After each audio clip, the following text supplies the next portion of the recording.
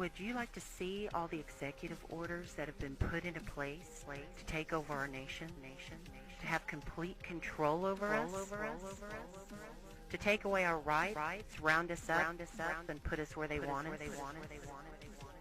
Here we go. Executive Order 10990 allows the government to take over all modes of transportation and control of all highways and seaports. Executive Order 10995 allows the government to seize and control the communication media. Executive Order 10997 allows the government to take over all electrical power, gas, petroleum, fuels, and minerals. Executive Order 10998 allows the government to seize all means of transportation, including personal cars, trucks, or vehicles of any kind, and total control over highways, seaports, and waterways. Executive Order 10999 allows the government to take over all food resources and farms. Executive Order 11000 allows the government to mobilize civilians into work brigades under government supervision. Executive Order 11001 allows the government to take over all health, education, and welfare functions. Executive Order 11002 designates the Postmaster General to operate a national registration of all persons. Executive Order 11003 allows the government to take over all airports and aircraft, including commercial aircraft. Executive Order 11004 allows a Housing and Finance Authority to relocate communities, build new housing with public funds, designate areas to be abandoned, and establish new locations for populations. Executive Order 11005 allows the government to take over railroads, inland waterways, and public storage facilities. Executive Order 11051 specifies the responsibility of the Office of Emergency Planning and gives authorization to put all executive orders into effect in times of increased international tensions and economic or financial crisis. Executive Order 11310 grants authority to the Department of Justice to enforce the plans set out in executive orders, to institute industrial support, to establish judicial and legislative liaison, to control all aliens, to operate penal and correctional institutions, and to advise and assist the President. Executive Order 11049 assigns emergency preparedness function to federal department and agencies, consolidating 21 operative executive orders issued over a 15-year period.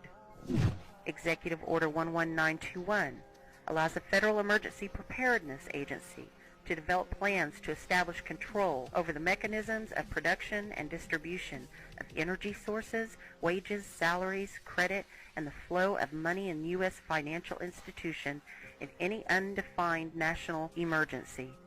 It also provides that when a state of emergency is declared by the President, Congress cannot review the action for 6 months. The Federal Emergency Management Agency has broad powers in every aspect of the nation. General Frank Salzito, chief of FEMA's Civil Security Division, stated in a 1983 conference that he saw FEMA's role as a new frontier in the protection of individual and governmental leaders from assassination and of civil and military installations, from sabotage and or attack, as well as prevention of dissident groups from gaining access to U.S. opinion or a global audience in times of crisis. FEMA's powers were consolidated by President Carter to incorporate the National Security Act of 1947 that allows for strategic relocation of industries, services, government, and other essential economic activities, and to rationalize the requirements for manpower, resources, and production facilities. The 1950 Defense Production Act gives the President sweeping powers over all aspects of the economy. The Act of August 29, 1916 authorizes the security of the Army in time of war to take possession of any transportation system from transporting troops, material, or any other purpose related to the emergency. The International Emergency Economic Powers Act enables the President to seize the property of a foreign country or national. These powers were transferred to FEMA in a sweeping consolidation in 1979. There's a storm coming and it can't be stopped. FEMA camps are being prepped in every major city. Superstores are being turned into death factories surrounded by razor wire. Mass graves are being set up across the country. These sites will become the final resting place for millions of Americans. So why isn't the news talking about this? What happens when you put FEMA camps and mass graves together? You get genocide. They are preparing a genocide, ladies and gentlemen. The footage doesn't lie. When are people going to wake up? People are seeing these death camps go up across the country. What you're looking at here isn't about Republican versus Democrat. It isn't about black versus white. It's about mass murder. And everybody out there is going to be a future victim. The ruling elite have made the situation perfectly clear. You are going to be eliminated. One way or another, they are coming for you. Today, it's a silent war. They're poisoning the food, the air, the water. But in the days to come, this war is going hot.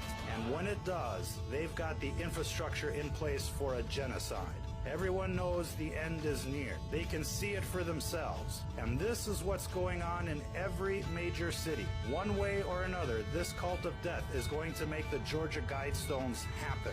Now, some people out there are clinging to the dream that somehow they'll be on the winning team. Repeat after me. You are not the 1%. You will not survive what's coming unless you begin waking up everyone around you. Quit letting the television control your mind.